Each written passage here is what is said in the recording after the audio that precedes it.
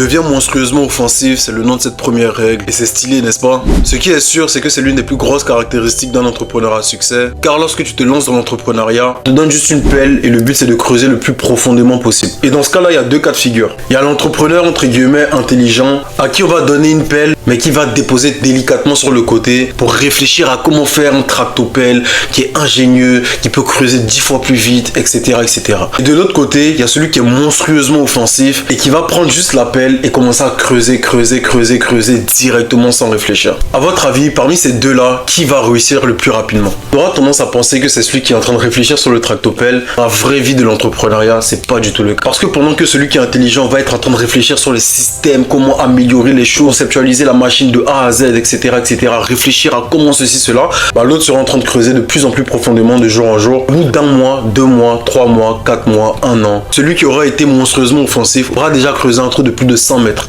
Le problème avec certains types de personnes, j'en ai connu d'ailleurs de mon parcours entrepreneurial, c'est qu'il y a des gens qui réfléchissent beaucoup trop et qui veulent tout le temps avoir toutes les solutions avant de se lancer. Quelqu'un qui est monstrueusement offensif aura 10 fois plus de chances de réussir car c'est quelqu'un qui va se cogner la tête plusieurs fois et qui va apprendre à chaque fois de ses erreurs. En entrepreneuriat, celui qui gagne, c'est celui qui agit le plus. Car pendant que celui qui est intelligent sera en train de conceptualiser certaines choses, l'autre aura déjà appris de plusieurs erreurs qu'il a déjà commises. Comprenez qu'on ne sait jamais si un choix est réellement bon ou pas. Parce que sur le court terme, ça peut être un bon choix et que sur le moyen long terme, ça peut totalement être un mauvais choix. Celui qui va passer à l'action rapidement aura plus de chances de faire un bon choix que celui qui est en train de réfléchir pendant très longtemps sur quelque chose qui n'est peut-être pas un bon choix au final. C'est pour ça que mieux vaut passer rapidement à l'action et se tromper plutôt que de réfléchir pendant très longtemps. Et pour bien illustrer cette première règle, je vais prendre l'exemple de la OODA Loop. Je vais vous le montrer à l'écran ici, ce qui signifie observer, orienter, décider et agir. Lorsque tu fais face à une nouvelle problématique, un nouveau business, un nouveau challenge, la chose à faire c'est d'abord d'observer. Regardez si c'est une bonne opportunité et regardez s'il y a de l'engouement pour cette chose en fait. Ensuite, le but c'est vraiment de s'orienter, regarder vers quelle direction aller pour commencer cette chose, comment solutionner les problèmes, etc. Comment se former, comment rentrer dans le game quoi. Par la suite, il faut décider et être monstrueusement offensif, passer à l'action le plus rapidement possible. Et dans le game du business, celui qui réussira réellement sera celui qui sera capable de faire cette boucle le plus rapidement possible. Parce qu'au final, il ne s'agit pas d'être le plus intelligent, mais être le plus aventureux possible et le plus désireux d'avoir des résultats là tout de suite et non demain. J'ai intitulé la deuxième partie loup de meute ou loup solitaire. On comprend que dans le business, tu dois faire tes choix la plupart du temps seul. Il y a une certaine solitude de l'entrepreneur qui s'installe lorsque tu commences certains business, surtout dans le business digital. Et même moi, pendant très longtemps, j'ai été tout seul, surtout quand je faisais du dropshipping et certains business comme ça, et même le SMMA. Et ce qui est bien quand tu es seul, c'est que tu te responsabilises plus vite, que tu acquiers beaucoup plus de compétences parce que tu dois apprendre à faire les choses tout seul. Mais plus tu avances dans le business, plus tu as besoin des autres. Et ça, c'est comme partout ailleurs dans la vie. Si tu vas aller beaucoup plus loin, il faudra toujours t'entourer de bonnes personnes. Et c'est là qu'être un loup de meute est beaucoup plus intéressant lorsque tu vas aller beaucoup plus vite et beaucoup plus loin dans ton business. Et pour ça, tu dois vraiment devenir un leader et apprendre à déléguer correctement certaines tâches de ton business qui sont assez répétitives. Comprends que la majorité des boss des grandes boîtes, s'ils délèguent absolument tout, c'est parce qu'ils n'ont pas les compétences de tout. N'importe quel employé connaît plus que le boss en général. C'est-à-dire que le boss va missionner quelqu'un qui a fait des études bien spécifiques dans un domaine pour gérer ce que lui n'est pas capable de gérer concrètement. Et c'est comme ça que toute entreprise fonctionne. Mais certains continuent à penser que lorsque tu te lances dans le business en ligne, c'est pas la même chose qu'un business physique et que tu dois tout faire tout seul. Et c'est ce qui freine pas mal de personnes. Par la suite, il faut apprendre à s'associer aussi. Tu peux t'associer avec quelqu'un avec qui tu es complémentaire, qui connaît des choses que tu ne connais pas, qui a une vision que tu n'as pas forcément. Ça peut te permettre de tout simplement décupler tes résultats. Mais comprends que dans une meute de loups, le groupe avance toujours à la vitesse de celui qui est le plus lent. C'est-à-dire que tu dois toujours essayer d'être le plus rapide, toujours essayer de donner les solutions, toujours essayer d'être actif et ne jamais ralentir la meute. Sinon, comme j'ai beaucoup vu dans mon entourage, tu finiras tout simplement par te faire jeter et tu pourras t'en prendre qu'à toi-même. La troisième caractéristique pour être un entrepreneur à succès, de sortir de la moyenne. Comprends juste qu'il n'y a personne qui est mieux que toi, qui est plus intelligent que toi, mais que toi, tu n'es pas plus intelligent que quelqu'un. Dans le sens où, lorsque tu vois une formation, par exemple de Yomi Denzel, Marcus Lawrence, etc., comprends juste qu'ils ne sont pas mieux que toi,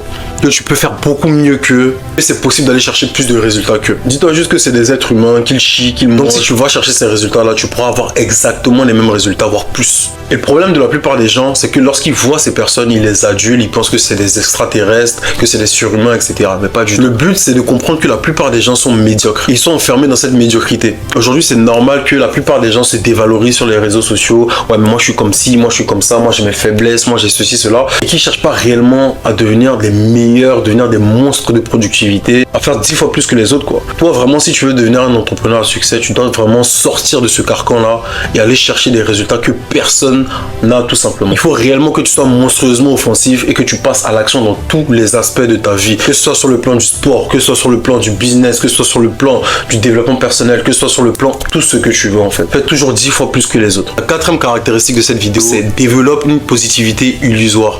Tu vas te dire, mais qu'est-ce que c'est que ça? Comprends que la phase 1 du business, c'est lorsque tu te lances. Donc là, tu commences à prendre la décision de te lancer, tu as vu une formation qui t'a plu, etc. Ou bien tu as des trucs dans ta vie qui te donnent envie de te lancer dans l'entrepreneuriat.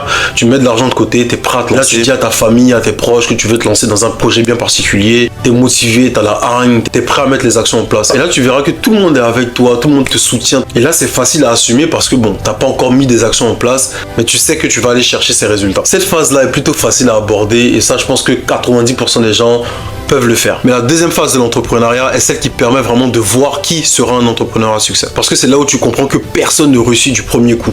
Et que le but, c'est d'être positif même dans les moments négatifs. Un entrepreneur, ça peut être quelqu'un qui va lancer 10 business. Et sur ces 10 business, il n'y en a aucun qui va marcher. Et que tu peux faire une très longue traversée du désert. Et en plus de ça, les gens qui t'aiment vont commencer à te ramener à la réalité. Te dire que oui, peut-être que c'est pas fait pour toi. Peut-être que tu dois prendre une voie plus traditionnelle. C'est pas pour te démotiver, mais ils vont vouloir te ramener à une certaine réalité pour, entre guillemets, ton bien. Déjà que toi-même t'essayes, tu perds de l'argent, t'es un peu énervé contre toi-même, etc. On va essayer de te tirer vers le bas. On va te mettre des pensées que tu n'es pas censé avoir si tu veux réussir. Et c'est là qu'il faudra être fort. Parce que comprends que celui qui réussira réellement, c'est celui qui aura le plus gros cardio possible. Et qui sera prêt à enchaîner les échecs, les échecs, les échecs, les échecs sans jamais s'arrêter. Car comprends que dans le jeu de l'entrepreneuriat, il suffit d'une seule victoire pour changer ta vie à tout jamais. Et que la négativité sera constamment présente autour de toi tant que tu n'auras pas réussi aux yeux des autres. En plus de ça, faut éviter de se comparer aux autres. Tu dois uniquement te comparer au toi d'hier. Tu sois capable de switcher dans ta tête et te dire que même si tu lances 300 entreprises qui ne marchent pas, la 301e va marcher. Faut que tu sois dans une positivité illusoire. C'est-à-dire que même s'il y a la négativité autour de toi, que tu dises fuck les statistiques, pour moi ça va marcher en fait. Reste sur ta ligne directrice et sois monstrueusement offensif. Comprends juste qu'il y a une distance abyssale entre le mindset de quelqu'un qui est pauvre et le mindset de quelqu'un qui sera riche. Tu vois ce que je veux dire? On essaye de rester réaliste et pense qu'elle est positive, etc. Pendant que l'autre est dans une positivité illusoire et se dit qu'elle n'a pas d'autre choix que de réussir. Cinquième point de cette vidéo, ton cerveau est ton asset le plus cher. C'est-à-dire qu'il y a beaucoup de gens qui sont dans une dissonance cognitive, ils se lancent dans le business, dans le développement personnel, mais continuent à fumer de la drogue, continuent à boire beaucoup d'alcool, continuent à faire des choses qui sont totalement improductives pour leur cerveau, pour leur santé. Je blâme personne ici, parce que même moi, pendant plusieurs années, j'ai consommé des trucs bizarres, etc. J'ai bu pas mal et donc je sais ce que c'est. Mais comprenez juste qu'on n'a rien sans rien. Quand je parle de dissonance cognitive, comprends juste que 80% des gens qui fument essayent d'arrêter de fumer. La majorité des gens qui boivent pensent qu'ils boivent pour se divertir, mais au final, ils veulent secrètement arrêter. Toutes les personnes qui sont dans une addiction jalousent secrètement ceux qui sont sevrés ou qui n'ont jamais touché à ces substances. Comme j'ai dit tout à l'heure, quand tu es entrepreneur, il faut vraiment faire 10 fois plus que les autres. Et c'est sûr que lorsque tu es sous l'effet de certaines substances, etc., tu es totalement ralenti parce que tu vas passer ta journée à penser à la prochaine dose. Tu vas passer ta journée à traîner avec des personnes qui sont pas forcément productives, qui sont enfermées aussi dans ces choses-là. Et au final, ça va beaucoup plus te ralentir qu'autre chose. Je dis pas d'arrêter d'un coup, mais le but c'est vraiment de garder ça dans ta tête, de ne pas regarder les Rick Ross, les qui quoi, te dire que eux ils se droguent, ils arrivent à réussir. Vraiment te dire que pendant un certain moment au moins, il faut que tu arrêtes certaines choses pour pouvoir avancer 10 fois plus vite que les autres. Parce que comme je l'ai dit juste avant, il suffit d'une seule victoire pour que ta vie change à tout jamais. Donc c'est à toi de peser le pour et le contre pour voir si c'est vraiment nécessaire ou pas. Et d'ailleurs c'est pour ça que c'est très important de noter son pourquoi et de le mettre en évidence, peut-être sur ton mur, sur ton frigo ou peu importe. Et dans ce pourquoi, tu dois vraiment noter pourquoi tu as voulu te lancer dans l'entrepreneuriat, pour quelles raisons, quels sont tes désirs profonds, etc., etc.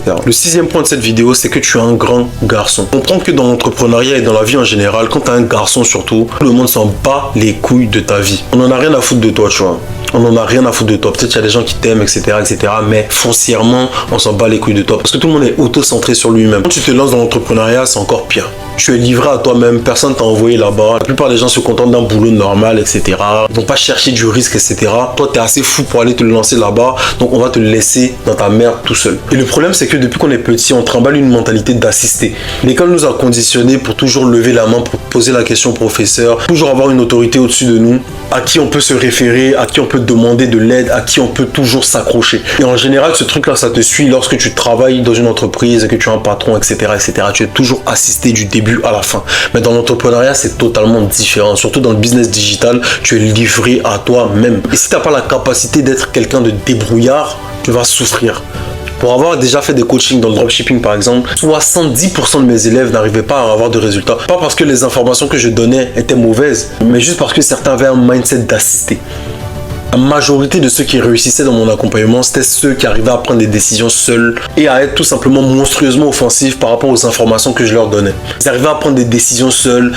Quand ils ne comprenaient pas certaines choses, ils partaient tout simplement sur YouTube pour aller chercher certaines informations. On dit que les autres attendaient toujours des réponses de ma part, donc me harcelaient sur WhatsApp, etc. etc. En entrepreneuriat, il faut comprendre que tu dois avoir le contrôle. Il faut être stoïque et prendre absolument toutes les responsabilités de ce qui t'arrive, que ce soit positif ou négatif. Si tu as un problème, c'est toi. Si quelque chose marche, c'est toi. Tout ce qui t'arrive de près ou de loin doit être entièrement assumé par ta personne. C'est toi qui tiens la barre de ton navire, car tu es le seul pilote à bord et qu'il n'y a que toi qui peux faire réussir ton entreprise ou la faire échouer lamentablement. Le 7e point de cette vidéo, c'est copie et vol. Comme Picasso disait, les bons artistes copient, les génies volent. Quand on parle de copier et voler, on se dit c'est contre-intuitif, etc. Parce que c'est pas quelque chose qu'on a appris à l'école. À l'école, on nous a toujours appris que copier, tricher, etc. c'était une mauvaise chose. Mais dans le business, c'est pas du tout la même logique. Ceux qui réussissent vraiment, c'est ceux qui arrivent à copier des modèles qui marchent réellement et à les appliquer dans leur propre business. Tous les formateurs que vous voyez sur les réseaux sociaux, etc., c'est des gens qui copient des choses aux US et qui arrivent à les implémenter dans leur propre business en France ici. La plupart des gens sont encore dans l'illusion de l'idée. C'est-à-dire que je vais trouver une idée révolutionnaire, etc., qui va changer les choses et quand je vais le lancer, ça va marcher, je vais devenir multimillionnaire, etc. Mon frère, c'est totalement faux. Dans la vraie vie, on réinvente pas la roue. Toutes les idées qui te passent par la tête, ingénieuses ou non, farfelues ou pas, ont déjà été pensées par quelqu'un. Ou même quelqu'un a déjà réalisé ça en partie. Donc arrête de vouloir réinventer la roue, copie tout simplement ce qui marche et ça marchera aussi pour toi. La plupart des gens disent non mais oui, non mais si ça existe déjà, c'est qu'il y a de la concurrence, etc. Comprends que s'il n'y a pas de concurrence, c'est qu'il n'y a pas de business. La concurrence c'est tout simplement un signe qu'il y a quelque chose qui marche là-bas en fait. Au contraire, tu dois te méfier des business où il n'y a personne qui est dedans, tu vois. C'est vrai que c'est bien d'être dans un océan bleu, mais la majorité du temps, c'est mieux d'aller dans un business concurrentiel et de trouver une sous-niche pour justement te démarquer de la concurrence. On prend juste qu'il y a 3 niveaux de copieurs. Le débutant, celui qui va juste copier et coller exactement ce que le concurrent a fait. Il y a l'intermédiaire, donc celui qui va copier et réadapter à sa sauce ce que le concurrent a fait. Il y a celui qui est vraiment plus avancé, qui va copier ce que ses concurrents font dans son domaine, mais aussi dans d'autres domaines pour tout simplement rassembler ça et créer quelque chose d'unique. Ça par contre, c'est beaucoup plus compliqué. Comprends juste que le plus important, c'est de réussir. Donc quitte à prendre ce que d'autres personnes ont fait et qui marche réellement, va chercher ça, copie-colle et mets ça dans ton business. Le 8e point de cette vidéo, c'est comment être meilleur que 99% de la population. Si tu as suivi tout ce que je t'ai dit depuis le début de la vidéo, tu es déjà meilleur que 90% de la population. Mais pour atteindre le niveau supérieur, pour être parmi les 1% des 1%, il faut que tu te battes parmi les plus intelligents, les plus productifs, les plus ambitieux. Et pour vraiment te démarquer, il faut que tu adoptes ces 3 points. Le premier point, ce serait d'améliorer ta rapidité d'exécution. C'est-à-dire que tu dois absolument tout optimiser. Là, normalement, à ce stade, tu es déjà quelqu'un d'assez productif. Mais le but, c'est vraiment d'optimiser cette productivité en utilisant justement la loi de Pareto. La loi de Pareto, c'est tout simplement quelque chose qui dit que 80% de ce que tu fais te donne que 20% des résultats que tu as et que 20% des résultats que tu as te rapportent 80% des résultats que tu fais. Le but, c'est vraiment d'aller chercher ces 20% au maximum en décortiquant tout ce que tu fais au quotidien et en choisissant uniquement ce qui te ramène 80% des résultats. Le deuxième point, c'est de raccourcir absolument tout ce que tu fais. Dans le sens où la plupart du temps, tu vas rajouter 10 000 tâches dans ta to-do list, tu vas penser que tu es productif. Le but, c'est de prendre tout ce que tu as décidé de faire sur la semaine et raccourcir ça sur 3 jours en fait. Et tu te rendras compte que c'est possible de le faire. Le deuxième point, c'est réellement d'accélérer tout ce que tu peux faire le plus souvent possible. Le troisième point, c'est apprendre constamment de nouvelles choses. Comprends que la connaissance, c'est comme l'essence que tu mets dans ta voiture. Sans nouvelles connaissances, ta voiture ne pourra plus avancer tout simplement. Donc le but, c'est de constamment apprendre de nouvelles choses, de nouvelles compétences. Même si tu délègues certaines tâches de ton business, il faut toujours connaître un minimum chaque compartiment de ton business afin de toujours pouvoir voir plus loin et de permettre à toi et tes équipes de rester efficaces dans l'avancement de ton entreprise. Il faut que tu sois réellement proactif sur ton propre business, c'est-à-dire comprendre toutes les ficelles de ton business, être toujours prêt à acquérir de nouvelles compétences, être vraiment à cheval sur les nouveautés, connecter avec des personnes qui sont plus fortes que toi dans ton propre business, etc. Le 9e point de cette vidéo, c'est que la motivation est un mythe. Comme je l'ai déjà dit dans une de mes vidéos, la motivation est purement liée à l'émotionnel, tandis que la discipline est totalement liée à la rationalité. Comprends que toute action prise dans l'émotionnel n'a pas vocation de durer dans le temps, tandis que la discipline, c'est des choix rationnels qui vont te permettre justement de bâtir quelque chose de plus solide et de plus durable. Moi, ce matin, comme ça, j'avais pas forcément envie de shooter parce que je suis un peu malade, etc., etc. Il fait pas forcément beau, il fait froid dehors, etc. Mais je n'ai pas le choix parce que je m'étais mis dans ma to-do list que ce matin, j'allais shooter mes vidéos, j'allais faire ceci, cela, etc. Donc, au final, la motivation, on en a rien à foutre. J'entends trop souvent des personnes dire non, mais ce matin, j'étais motivé pour aller à la salle, ce matin, j'étais motivé pour lancer mon business, ce matin, j'étais motivé pour ceci, cela. Mais au final, là, c'est pas des gens qui vont réussir quand tu les entendent parler, tu sais que c'est purement lié à l'émotionnel ou par rapport à une vidéo qu'ils ont vue sur le net ou purement lié à une émotion du moment qu'ils ont en fait. Quelqu'un comme Jeff Bezos, quelqu'un comme Mark Zuckerberg, comme Elon Musk, c'est des personnes qui sont totalement dans un autre mindset et qui font plus confiance à leur to-do list qu'à leurs émotions. Ils savent qu'ils doivent faire ce qu'ils doivent faire parce qu'ils n'ont pas le choix de le faire. Et c'est ce qui marque une grosse différence entre celui qui va réussir et celui qui va échouer lamentablement. Le 10e point de cette vidéo, c'est no retreats, c'est-à-dire pas de retraite. Ça fait un peu écho à ce que j'ai dit juste avant, mais la plupart des gens se donnent trop d'options, trop de choix. Et le problème avec les pays occidentaux, contrairement à l'Afrique par exemple ou dans les pays du tiers-monde, c'est la possibilité en fait d'être dans la classe moyenne, c'est-à-dire avoir une vie basique, faire un peu d'efforts mais pas trop, pouvoir s'acheter ce qu'on veut mais pas trop, être vraiment dans une vie moyenne où tu es un peu dans une zone de confort, où tu as le choix d'aller plus loin, et où tu as le choix aussi de rester là si tu veux. Et cette chose-là brise plus de rêves que tu peux imaginer. Quand tu es dans l'entrepreneuriat et que tu veux vraiment devenir monstrueusement offensif, il faut clairement brûler tes bateaux, c'est-à-dire ne pas te donner la possibilité de retourner en arrière. Comprends que n'être pauvre, c'est l'une des plus grosses bénédictions que tu peux avoir parce que tu as tout approuvé. Tu peux aller chercher absolument tout et faire en sorte d'être fier de toi sur ton lit de mort. Tu as la possibilité de te challenger, de devenir meilleur de jour en jour, de développer de l'amour propre. Contrairement à quelqu'un qui est né riche, qui a déjà tout autour de lui, qui a sa famille qui est déjà à l'aise et qui n'a pas réellement de raison de se challenger au quotidien. Ne pas se donner d'options, ça va vraiment être quelque chose qui va te challenger et qui va réellement te mettre dans une zone d'inconfort. Et c'est ce qui va réellement te permettre de développer une mentalité de champion. Quand tu es dans ce mode-là, tu dois comprendre que tout ce qui peut te permettre d'avancer est bon à prendre en fait. Que ce soit de la frustration, que ce soit de la colère, que ce soit de la joie, peu importe. N'importe quelle émotion doit te permettre justement d'avancer plus rapidement. Que ce soit ta mère qui est en galère, etc. Que ce soit ton père qui est violent, que ce soit tes frères ou bien j'en sais rien, peu importe ce qui se passe dans ta vie, tout ce qui peut te permettre justement d'avoir la niaque pour avancer plus rapidement, tu dois l'utiliser justement pour le mettre dans ton process et aller chercher du résultat. Donc là vraiment le fait de créer ta propre agence IA, c'est vraiment ce qui va te permettre de pouvoir changer ta vie. Donc prends vraiment ça au sérieux, suis cette formation jusqu'à la fin, tu vas vraiment changer les choses pour de bon et pouvoir enfin être fier de toi et changer ta vie et celle de tes proches à tout jamais. Ok l'équipe, donc du coup c'était tout pour cette vidéo. Ce que tu dois réellement retenir, c'est qu'il faut être monstrueusement offensif, passer à l'action, faire 10 fois plus que les autres, bien t'entourer, mais surtout mettre la discipline au cœur de ce que tu fais et optimiser au maximum tes journées pour pouvoir maximiser tes résultats et pouvoir enfin changer ta vie à tout jamais. Faire face à la négativité quand ça marchera pas. Comprendre qu'il y aura de la négativité, il y aura des remises en question, il y aura des doutes, il y aura pas mal de choses comme ça, mais ça fait partie du jeu et tout le monde passe par là. Donc voilà l'équipe, on se retrouve pour la prochaine vidéo de ce module, donc let's go.